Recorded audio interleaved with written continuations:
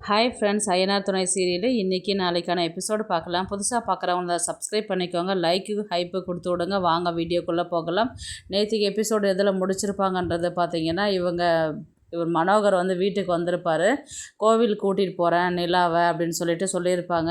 நான் வேணால் கூட வரட்டுமான்னு சொல்லிட்டு சோழன் கேட்பார். எதுக்கு சோழன்? நான் தான் அப்பாவை கூட்டிகிட்டு போக சொன்னேன். அதெல்லாம் ஒன்றும் இல்லை, ஒன்று எதாவது பேசி ஏமாற்றியோ அவங்க வீட்டுக்கு கூட்டிகிட்டு போயிட்டாங்களா? ஆசை தான் அவங்களுக்கு, அதெல்லாம் செய்ய மாட்டார். இங்கே இருங்க, நான் மட்டும் போயிட்டு வரேன் அப்படின்னு சொல்லிட்டு கோவிலுக்கு போவாங்க. அந்த இடத்துல மனோகரும் நிலாவும் தான் பேசுவாங்க. ஏன்பா உனக்கும் உங்கள் மாமனாருக்கு என்ன பிரச்சனை அப்படின்ற மாதிரி கேட்டதுக்கு, அதெல்லாம் ஒன்றும் இல்லைப்பா, சொல்கிற பேச்சு கேட்க மாட்டேங்கிறாரு, அதனால தான் அப்படின்ற மாதிரி தான் சொல்லுவாங்க. இது ட்ரிங்க்ஸ் பண்ணுறாருப்பா, அதனால தான் கொஞ்சம் கோவத்தில் பேசியிருப்பார். நானும் கோவத்தில் கேட்டுட்டேன், அதனால தான் அவர் உம்முன்னு இருக்கிறாரு. எனக்கு என்னவோ அப்படி தெரியலையேம்மா அப்படின்ற மாதிரி கேட்டதுக்கு, அப்படிலாம் ஒன்றும் இல்லைப்பா, இல்லை என்கிட்ட வேறு எதனா விஷயம் மறைக்கிறியா அப்படின்ற மாதிரி தான் கேட்பார். அதெல்லாம் ஒன்றும் இல்லைப்பா அப்படின்னு சொல்லுவாங்க. நீ ஸ்டேஜில் சொன்ன இல்லைம்மா, என்னை நல்லா தாங்கன்னு தாங்குறாங்க, நல்லா பார்த்துக்கிறாங்க, இந்த மாதிரி ஒரு குடும்பம் கிடைக்கிறது ரொம்ப கஷ்டம் அப்படின்ற மாதிரிலாம் சொன்னல, அந்த மாதிரிலாம் கிடையவே கிடையாதுமா. இங்கே எல்லோரும் உன்னை கஷ்டம் தான் படுத்தின்னு இருக்கிறாங்களே தவிர்த்து உன்னை யாரும் சந்தோஷமாக வச்சுக்கவே இல்லை அப்படின்ட்டு மனோகரம் சொல்லுவார். உடனே நிலா சொல்லுவாங்க, அப்படிலாம் ஒன்றும் இல்லைப்பா, நான் சந்தோஷமாக தான் இருக்கிறேன், நிம்மதியாக தான் இருக்கிறேன். இல்லாத வீட்டில் நம்ம எல்லாத்தையுமே ரெடி பண்ணி கொண்டு போகிறது தானேப்பா என் சாமர்த்தியம். அப்போ தானேப்பா நான் எப்படி குடும்பம் நடத்துகிறேன்றது தெரியும். அதனால் எனக்கு அந்த வீடு பிடிச்சிருக்குது. சோழனுடைய ஃபேமிலியில் சோழனை பிடிச்சிருக்குது, நம்ம சோழனோட ஃபேமிலியில் இருக்கிறவங்க எல்லாருமே எனக்கு பிடிச்சிருக்குது. எனக்கு இது ஒன்றும் பெரிய விஷயமா தெரியலப்பா, அதை பற்றி பேசாதீங்க விடுங்க அப்படின்ற மாதிரி தான் நிலா மனோகர்கிட்ட சொல்லுவாங்க.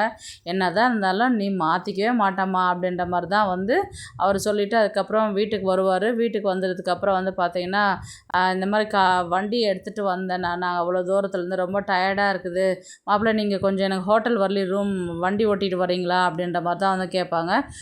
இதுக்கா தயங்குனீங்க? கொண்டு விடுன்னு சொன்னால் விட போகிறான், நீங்கள் போங்க மாமா வருவான் அப்படின்ற மாதிரி தான் சேரன் சொல்லுவார். சரிங்க மாப்பிள்ள அப்படின்னு சொல்லிட்டு இவர் சோழனை கூட்டிகிட்டு தான் இவர் வண்டியில் போவார். அதுக்கப்புறம் நிலாவும் பாண்டியனும் சேரன்கிட்ட தான் கேட்பாங்க, ஏன்னா ராமேஸ்வரம் போனீங்களே என்ன ஆச்சு, சந்தா என்ன சொன்னாங்க, சந்தாவை பார்த்தீங்களா அப்படின்னு சொல்லிட்டு கேட்டதுக்கு, பார்த்தேன்ப்பா நல்லா இருக்குன்னு சொல்லிட்டு சொன்னாங்க. சரின்னு சொல்லிட்டு அவர் உள்ளே போயிடுவார். பல்லவன் தான் நிலாவையும் பாண்டியனை வெளியில் கூட்டிகிட்டு வந்துட்டு, அப்படிலாம் ஒன்றும் இல்லைண்ணா, அண்ணா மறைக்குது, இந்த மாதிரி சந்தா வீட்டில் அவங்க அப்பா அந்த இடத்துல நீங்கள் பணம் கொடுக்குறேன்னு சொல்லிட்டு சொன்னீங்கல்ல, அங்கேருந்து கிளப்புறதுக்காக தான் நான் பொண்ணை கொடுக்குறேன்னு சொல்லிட்டு சொன்னார். ஆனால் இன்றைக்கி நேத்திக்கு நான் தெளிவாக நான் பொண்ணெல்லாம் கொடுக்க மாட்டேன், உங்கள் குடும்பத்துக்கு எனக்கும் செட் ஆகாது, இனி என் பொண்ணை தேடி வராது அப்படின்ற மாதிரி தான் சொன்னாங்க. அதுக்கு சந்தா என்னடா சொன்னாங்க, அவங்க என்ன சொன்னாலும் நான் உங்களை விட்டுட்டு போக மாட்டேன் அப்படின்னு சொல்லிட்டு சந்தா சொன்னாங்க. அப்போ சந்தா அவ்வளோ உறுதியாக இருக்கும்போது நமக்கு பிரச்சனை கிடையாது அப்படின்னு சொல்லிட்டு நிலா சொல்லுவாங்க. என்ன பாண்டி நீங்கள் என்ன சொல்கிறீங்க அப்படின்னு சொல்லிட்டு நிலா கேட்பாங்க. ஆமாங்க, பொண்ணு ஸ்டடியாக இருக்கும்போது நமக்கு என்னங்க பிரச்சனை, எதுவாக இருந்தாலும் பார்த்துக்கலாம் அப்படின்ற மாதிரி தான் பாண்டியனும் சொல்லுவார். பல்லவன் ஃபோனில் பார்த்து சிரிச்சுக்கிட்டு இருப்பார். இவங்க நிலா என்னடா பார்த்துட்டுருக்குற அப்படின்ற மாதிரி தான் கேட்பாங்க. காமெடி ஒன்று பார்த்துட்டுருக்குறேன் பாருங்கள் அப்படின்னு சொல்லுவாங்க. அந்த நேரத்தில் சேரனை உள்ளே வருவார். சொல்லுப்பா, எப்போ பார்த்தாலும் ஃபோனையே தான் பார்த்துன்னு உக்காந்துருக்குறான், ஒரு வேலையும் செய்ய மாட்டேங்கிறான், இப்போ காலேஜ் வேறு முடிக்க போகிறான், இதுக்கப்புறம் வேலைக்கே போக மாட்டான் போல, 24 மணி நேரம் ஃபோனே பார்த்துட்டுருக்குறான் அப்படின்ற மாதிரி தான் சேரன் சொல்லுவார்.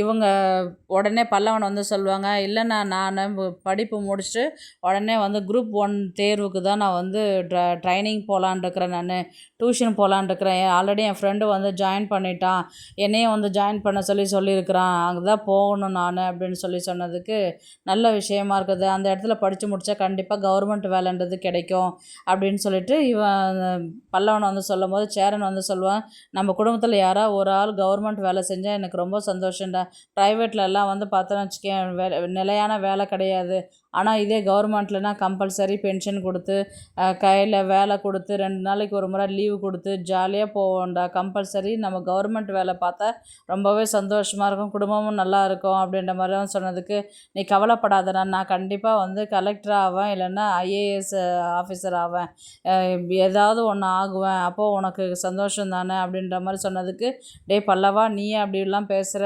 ஊதார்த்தனமாக இருப்பேன்னு பார்த்தேன், பரவாயில்ல பொறுப்பாக இருக்கிறேன். இதெல்லாம் நான் அண்ணிக்கிட்ட தான் நான் கேட்டு தெரிஞ்சுக்கிட்டேன். அண்ணி தான் முன்னாடியே சொன்னாங்க இதெல்லாம் செய்யணும் இதெல்லாம் பண்ணணும்னு.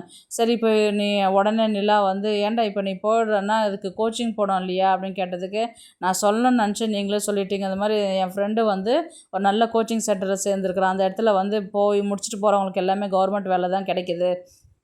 அதனால் நானும் அங்கே போய் சேர்ந்துக்கலான்னு இருக்கிறேன். என்னை நீங்கள் சேர்த்து விடுறீங்களா அப்படின்ற மாதிரி கேட்டதுக்கு, உடனே சேரணும் நிலாவும் இதுக்கு என்னடா இருக்குது, சேர்த்து விட்டா போச்சு, அங்கேயே படி, எவ்வளோ பணம் ஆனாலும் பரவாயில்ல, படிக்கிற வேலையில் மட்டும் கான்சன்ட்ரேஷன் பண்ண நீ அப்படின்னு சொல்லிட்டு இவங்க சேரணும் நிலாவும் வந்து சொல்லுவாங்க.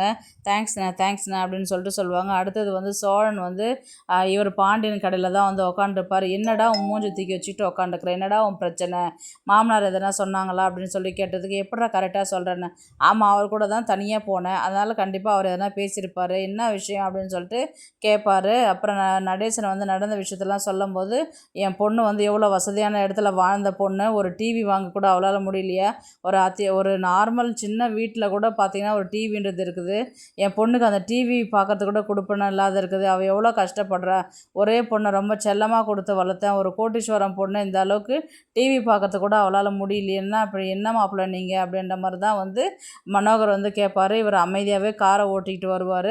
உடனே வந்து இந்த விஷயத்தெல்லாம் போயிட்டு எதுக்கு அந்த ஆளுக்கிட்ட சொன்னாருன்றதுன்னு தெரில, இந்த ஆளை நினச்சாவே செம்ம காண்டாகுது அப்படின்னு சொல்லிட்டு சோழன் வந்து சொல்லுவார். உடனே பாண்டியனும் அறிவே இல்லைடா அந்த ஆளுக்கு அப்படின்னு, இப்போ என்ன நினச்சிட்டு இருக்கிறேன், அதுதான் நான் தனி கொடுத்தன போயிடலான் இருக்கிறேன் நான் அப்படின்னு சொல்லிட்டு சோழன் வந்து சொல்லுவார். இல்லை உடனே பாண்டியன் வந்து, இல்லை ஹனிமூன் போகிறதுக்கே உன் கூட வரத்துக்கு பயமாக இருக்குதுன்னு சொன்னவங்க எப்படி வந்து தனியாக உன் கூட வந்து தங்குவாங்க அப்படின்னு கேட்டதுக்கு, என்னடா கலாய்க்கிறியா அப்படின்னு சொல்லிட்டு சோழன் வந்து கேட்பார். கலாய்க்கலை, அவங்க ஒத்துக்கணும் இல்லையா அப்படின்ற மாதிரி வந்து கேட்டதுக்கு, அவங்கெல்லாம் ஒத்துக்குவாங்க, அவள் என் ஒய்ஃபுடா அப்படின்னு சொல்லிட்டு சோழன் வந்து சொல்லுவார்.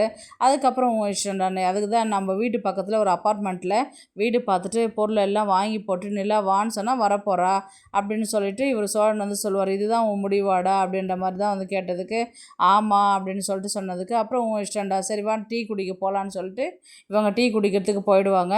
அடுத்தது வானதி தான் வந்து மெக்கானிக் ஷாப்பில் வந்து உட்காருவாங்க. என்ன வானதி, இவ்வளோ சீக்கிரம் இவ்வளோ லேட்டாக வரீங்க அப்படின்ற மாதிரி வந்து கேட்டதுக்கு, இல்லை இப்போ தான் கடை மூடிட்டு வரேன் நான், ஏன் இவ்வளோ டயர்டாக இருக்கிற அப்படின்னு சொல்லி கேட்டதுக்கு, தண்ணி இல்லையா அப்படின்ற மாதிரி வந்து கேட்டதுக்கு, தண்ணி அது வரைக்கும் ஒரு பாட்டில் அப்படின்னு சொல்லிட்டு எடுத்து குடிப்பாங்க. என்ன ஒரே பெட்ரோல் ஸ்மெல்லு, பெட்ரோல் பிடிச்ச பாட்டிலில் தண்ணி பிடிச்சிட்டியா அப்படின்னு சொல்லி கேட்டதுக்கு, அதெல்லாம் ஒன்றும் இல்லை வானதின்னு, இல்லை உன் மேலே பெட்ரோல் ஸ்மெல் அடிக்குது, இந்த இடத்துக்கு வந்தாவே பெட்ரோல் ஸ்மெல் அடிக்குது, அதனால தான் ஒரே டயர்டாக இருக்குது அப்படின்ற மாதிரி வந்து கேட்டதுக்கு, சரி எதனா சாப்பிட்றியா, தண்ணி பாட்டில் வேணால் நான் வாங்கிட்டு வரட்டுமான்னு சொல்லி கேட்டதுக்கு, தண்ணி பாட்டில் வாங்கிட்டு எனக்கும் தான் பசிக்குது போல் இருக்குது, சரி பரோட்டா நான் வாங்கிட்டு வரலாம், இல்லை நம்ம 2 பேரும் போய் அப்படியே சாப்பிட்டுலாமா அப்படின்னு சொல்லிட்டு கேட்பாரு. சரி போகலாம் அப்படின்ற மாதிரி தான் வந்து இவர் பாண்டியன் வந்து சொல்லுவார். உடனே வானதி தான் வந்து சொல்லுவாங்க, நான் வந்து கடையை ஆரம்பிச்சது கரெக்டாக, நான் ஒரு பிஸ்னஸ் பண்ணுற அளவுக்கு நான் முன்னேறி இருக்கிறேன்னா அப்படின்ற மாதிரி வானதி வந்து கேட்பாங்க. உடனே பாண்டியன் வந்து, என்ன வானதி இந்த நேரத்தில் வந்து இப்படி ஒரு குண்டை தூக்கி போடுற, உன்னால் முன்னேற முடியலன்னா நீ உன்னால் கடை நடத்த முடியுமா, இந்த அளவுக்கு சாமர்த்தியமாக சமாளிக்க முடியுமா, அப்புறம் என்ன திடீர்னு இந்த ஒரு கேள்வி உனக்கு அப்படின்னு பாண்டியன் வந்து கேட்பார். உடனே வானதி வந்து சொல்லுவாங்க, இல்லை நான் வந்து ஒரு ரொம்ப சின்ன வயசுலேயே வந்து பிஸ்னஸ்னு இறங்கிட்டேனோ, இப்போவே சம்பாதிக்க ஆரம்பிச்சிட்டு லைஃப்பை என்ஜாய் பண்ணலையோ அப்படின்னு எனக்கு தோணுது, அதனால தான் கேட்குறேன் நான், அப்படிலாம் ஒன்றும் கிடையாது வானதி, இப்போ தான் உன் லைஃப்பை ஸ்டார்ட் பண்ணியிருக்கிற, இதுக்கப்புறம் தான் நிறைய ஸ்ட்ரகிள்ஸ்லாம் வரும், அதெல்லாமே நீ தாண்டி போயிட்டே இருக்கணும், இப்போ தான் அப்புறம் இப்போ சம்பாதிக்காத வயசான காலத்தில் சம்பாதிக்க போகிற அப்படின்ற மாதிரி தான் வந்து பாண்டியன் வந்து வானதிக்கு சொல்லுவாங்க. அதுக்கு இல்லை பாண்டி, இப்போது நம்ம படித்தேன் முடித்தேன், கொஞ்சம் கூட ரெஸ்ட் எடுக்கல, வீட்டில் ஜாலியாக இல்லை, உடனே பிஸ்னஸ்னு வந்து இறங்கிட்டேன், இப்போ பிஸ்னஸ் பார்க்குறதுக்கு ரொம்ப டயர்டாக இருக்குது, எப்போ வேலை முடியுமோன்ற மாதிரி இருக்குது, கண்டினியூஸாக வேலை இருந்துக்கிட்டே இருக்கிற மாதிரி இருக்குது, அதுக்கு சொல்ல வரேன் அப்படின்னு. அதுக்கு வேணால் ஒரு நாள் லீவ் எடுத்துக்கோ, இல்லைன்னா கடையை மூடிட்டு போ, இல்லை டாக்டரை ஒரு நாள் சொல்லி ஒரு நாள் அவரையும் லீவ் எடுத்துக்க சொல்லு அப்படின்னு சொல்லிட்டு சொல்லுவாங்க. ஆமாம், அப்படி சொல்லலான்னாக்கா பேஷண்ட் எல்லாம் ரொம்ப பாதிக்கப்படுவாங்கல்ல, ரொம்ப கஷ்டப்படுவாங்கல்ல, அப்புறம் நம்ம மெடிக்கல் ஷாப்பில் வந்து மாத்திரை வாங்கலாம் வேறு மெடிக்கல் ஷாப்புக்கு போயிடுவாங்கல்ல, அப்போ நம்ம வருமானன்றது குறையும் இல்லையா, அதுவும் ஒன்று தான், அப்புறம் என்ன தான் பண்ணுறது, இல்லைன்னா நீ வேறு ஆளுக்கு ஏன்னா ஆள் வேணால் வேலைக்கு ஆள் யாருன்னா வச்சுக்கியேன் அப்படின்ற மாதிரி தான் வந்து சொல்லுவாங்க. அதுதான் பாண்டி நானும் யோசிச்சுட்டு இருக்கிறேன், அவ்வளோ சம்பளம் கொடுத்து யாரை வேலைக்கு வச்சுக்கிறது அப்படின்றதுக்காக தான் யோசிச்சுட்டு இருக்கிறேன் அப்படின்ற மாதிரி தான் வானதி வந்து சொல்லுவாங்க. சம்பளத்துக்கு ஆள் வைக்க போறியா, நீ எவ்வளோ சம்பாதிக்கிற அதுக்குள்ளே ஆள் வைக்கிறன்ற, நீ தானே வானதி படிச்சிருக்கிற, நீ தானே வானதி இதெல்லாம் பார்த்துக்கணும், அப்புறம் வேறு யாரை வந்து சம்பளத்துக்கு ஆள் வைக்க போகிற அப்படின்னு சொல்லிட்டு கேட்பாங்க. ஆல்ரெடி தான் ஒரு பையன் இருக்கிறான் இல்லையா, மறுபடியும் என்னத்துக்கு இன்னொரு ஆள் அப்படின்னு சொல்லிட்டு பாண்டியன் கேட்பாரு. அதுக்கு இல்லை பாண்டி, எனக்கு ரொம்ப டயர்டாக இருக்குது, என் லைஃப்பை வேஸ்ட் பண்ணிட்டேனோன்னு தோணுது, இல்லை பிஸ்னஸ் மேனாக ஆகிட்டதுனால எதையுமே பார்க்க முடியாது, ரசிக்க முடியாது, சாப்பிட முடியாது இல்லையா, அதுக்கு சொல்ல வரேன் நான் அப்படின்னு சொல்லிட்டு அவங்க வானதி வந்து சொல்லுவாங்க. எதையும் யோசிக்காத வானதி, எல்லாம் தூங்கி எழுந்தேன்னா உனக்கு சரியாயிடும், நாளைக்கு கொஞ்சம் பிரிஸ்காக ஆகிடுவேன், அதுக்கப்புறம் லைஃப்பில் என்ன செய்யணுன்றதை நீயே முடிவு பண்ணிக்குவ அப்படின்னு பாண்டியன் வந்து சொல்லுவார். உடனே சோழனை தான் காமிப்பாங்க. சோழன் வந்து ரொம்பவே உம்முன்னு போய் உட்காந்துருப்பார். என்னாச்சுங்க, ஏங்க உம்முன்னு இருக்கிறீங்க அப்படின்னு சொல்லிட்டு நிலா கேட்பாங்க. இல்லை, உங்கள் அப்பா வந்து என்ன இந்த மாதிரிலாம் கேட்குறாரு, நம்ம தனி கொடுத்தனம் போயிடலாமா, பக்கத்தில் அப்பார்ட்மெண்ட்டு தான் இருக்குது, வாடகை எடுத்துட்டாங்க, போயிடலாமா அப்படின்ற மாதிரி தான் வந்து கேட்டதுக்கு, நான் உங்களுக்கு எத்தனை வாட்டி சொல்லியிருக்கிறேன், நான் அந்த குடும்பத்தை விட்டுலாம் நான் வரமாட்டேன், நான் நீங்கள் உங்கள் வேலையை பார்த்துன்னு போங்க, நீங்கள் போகிறதுனா நீங்கள் மட்டும் போங்க அப்படின்னு. இல்லை, உங்கள் அப்பா டிவி கூட வாங்கி போட முடியலன்றது இவர் நடேசன் சொன்னதுனால அவர் என்னை வந்து அவ்வளோ கேவலமாக கேள்வி கேட்குறாரு, அதுக்கு தான் கொஞ்சம் கஷ்டமாக இருக்குது எனக்கு அப்படின்னு சொல்லிட்டு இவர் சோழன் வந்து சொல்லுவார். எங்கள் அப்பா வந்து 1008 சொல்லுவாங்க, அதுக்கெல்லாம் நீங்கள் ஃபீல் பண்ணால் ஆகுமா, அதெல்லாம் எதையும் யோசிக்காதீங்க, நான் இந்த மாதிரி இப்போ ஒன்று சொன்னீங்க பார்த்தீங்களா, தண்ணி கொடுத்து நான் போகிறேன்னு, அதெல்லாம் இனி பேசவளை வச்சுக்காதீங்க, உங்கள் வேலை என்னவோ அதை நீங்கள் பாருங்கள் அப்படின்ற மாதிரி தான் வந்து இவங்க நிலா வந்து சோழனை சொல்லுவாங்க. என்ன நிலா நீ இப்படி சொல்லிவிட்டு, நான் தண்ணி கொடுத்து நான் பார்த்துட்டு ஒரு அப்பார்ட்மெண்ட் எடுத்து அதில் உனக்கு தேவையான திங்ஸ்லாம் வாங்கி போட்டு உன்னை கூட்டிகிட்டு போயிட்டு உட்கார வைக்கலாம்னு நினச்சேன், நான் நீனே இப்படி சொல்கிறேன்னு, அதெல்லாம் வாங்கிட்டு வந்து நம்ம வீட்டிலே போடுங்க, நான் இங்கேயே சந்தோஷமாக இருப்பேன், அதுக்கு எதுக்கு அப்பார்ட்மெண்ட்டு அப்படின்னு சொல்லிட்டு கேட்பாங்க.